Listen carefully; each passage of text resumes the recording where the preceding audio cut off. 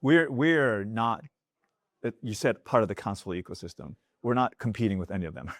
We are a complementary device with different use case focused on a specific audience, kids and families. And so that means trust and safety is paramount, in everything we do, in the content when we do Connected Play later this year, in the songs we choose and our music rhythm games. So it's purposely created for that audience. So a lot of people have both devices, and because it serves a different use case, and it's active and it's motion based and it's social. Only other thing I'll say is cross-generational. The ability to connect generations to do activities together creates presence and connection, which is very difficult to do over FaceTime, to be honest. We use camera track motion, so you don't need to hold any controllers. So it's even more accessible to more members of the family. It's also simpler as well. So that it serves the purpose of really bringing the family together in the best ways possible. And we're expanding the market. We're not cannibalizing it, right? Because just like the Wii did, it brought new people into gaming, right? And this is bringing families into gaming. So we think we are good for the overall industry in general. And a question for you, Tom. As you know, the Nex Playground outsold the Xbox, during Black Friday in the US, which was a bit surprising. It was surprising to all of us. Yeah, we are surprised to too. all of us. Yeah, thank you. That's a milestone. So congratulations. What do you think people connected it with the most? Was it the Kinect nostalgia, or playing the Wii with the family, or was it simply the affordability that appealed to people? I think it's a combination of all of it. We proved that there's a massive market for motion gaming. 100 million plus were sold, right? But I think it's a little deeper than that. We're solving problems for families. Like, gaming is become isolating and sedentary. And so the Next Playground gets people active and social.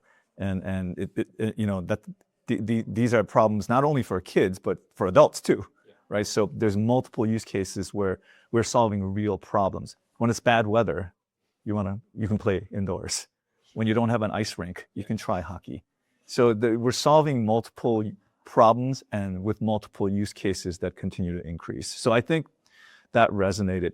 And I have to mention our channel partners and our IP partners. They're a big part of our journey. The IP partners help bring, we have some of the best IP for kids and families on our platform, right? They help bring a lot of users to our platform. And our retail channel partners featured us, some of us inline end caps with displays that David was talking about. So all that kind of fit together to rise all boats at the right time. Yeah. Unfortunately, there are lots of IPs we are currently working with that we haven't announced yet. And you will hear about that through the second half of this year. But not only developers and IP holders, game publishers are coming to us because there's a lot of legacy titles, with motion, active motion. We have lots of opportunities to work with kind of games that fit the form factor and utility of the device. And so I think you will see more and more games that you may know coming onto our platform, or games that were on the Wii before or on the Kinect before. Is there any upcoming games that has already been confirmed? Yeah, we can talk about a few of these games. Confirmed. We announced a few games already, including a Rubik's Cube game that we would put you in front of a virtual cube and give you instruction of how to solve it. So most people actually cannot really solve a Rubik's Cube. And the way how we think about building games, think about how we build interest, confidence, and skill in a digital platform like Playground. We can actually give you instruction and teach you some skills and make that fun as well. So this is coming to the platform next month. We also have announced a Dude Perfect game. So we can think about how we can create those trick shots and let you experience those trick shots. And trick shot is something pretty important. It's problem solving, is persistence. And we want to bring those forward so we can try and so how can I solve this? And then when you solve it, they say, great, then we can give you another one to try. At some point, I think we want to let you create trick shot as well. So it's some things that we are working with a partner. We want to kind of bring the ideas and bring the core of the IP to the platform in authentic ways. So these are two of the examples that I can mention today. And games like Dude Perfect age up our platform a bit, because I have a 14-year-old son. When I told him about the game, he lost his mind, right? Like he texted all his buddies, and it's like, there's going to be a Dude Perfect game on the playground. Now he's asking me, when is that going to launch? So it's another, we're expanding the use case for more members of the family. And then Food Ninja with the game, I get it, because the game, you walk up to it, you raise your hand, and you can start seeing, you get it right away. And a lot of our game basically also work that way.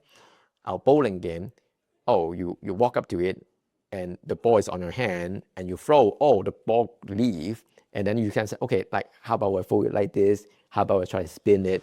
So kind of we learn by trying, just like, how you interact with the analog world or physical world.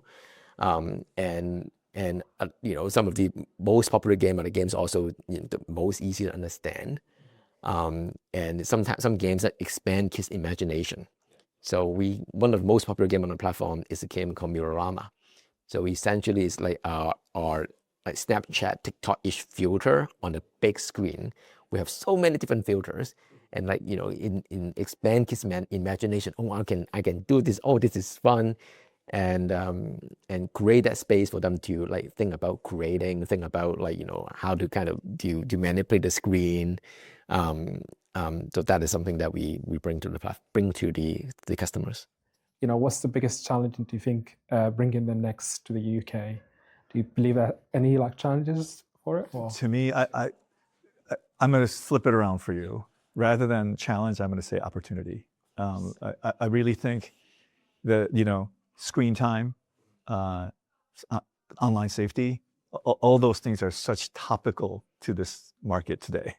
And then I think we're coming here with a product that is market leading in those areas. So I really think the how the product will resonate, that will be a key pillar of our message here, and that we are delivering a safe product for kids and families. There are always challenges to entering a new market, right?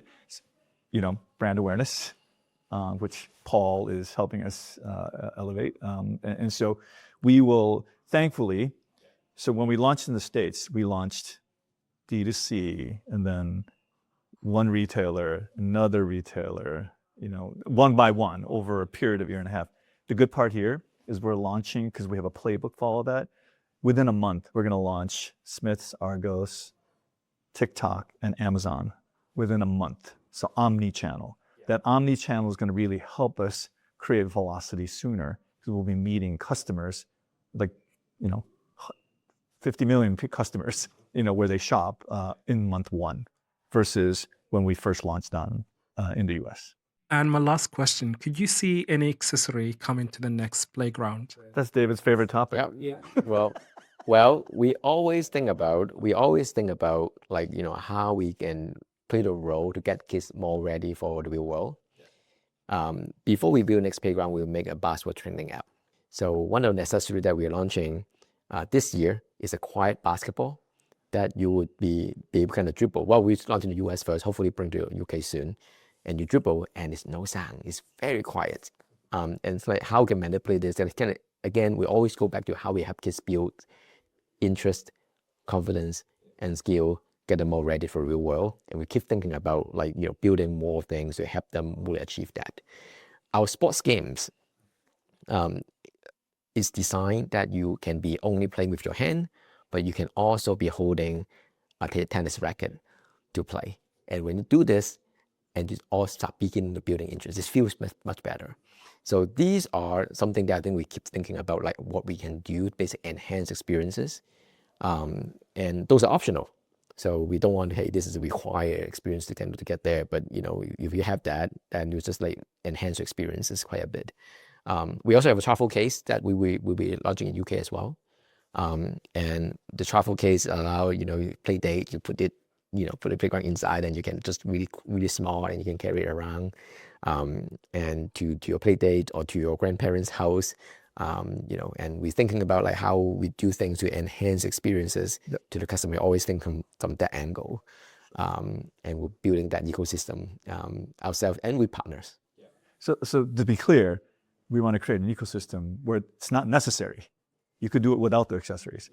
However, it could make the experience better if you have it, or enhance it in some way, right? So we want to make sure gameplay is always accessible to the audience.